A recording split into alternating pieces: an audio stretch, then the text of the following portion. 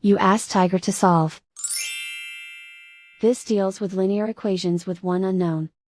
The final result is x equals 2. Let's solve it step by step. Group all x terms on the left side of the equation. Add 2x to both sides. Group like terms. Simplify the arithmetic. Group like terms. Simplify the arithmetic. Group all constants on the right side of the equation. Subtract 6 from both sides. Simplify the arithmetic.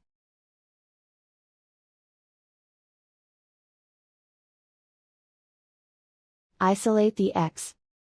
Divide both sides by 9. Simplify the fraction. Find the greatest common factor of the numerator and denominator. Factor out and cancel the greatest common factor. And so the final result is x equals 2.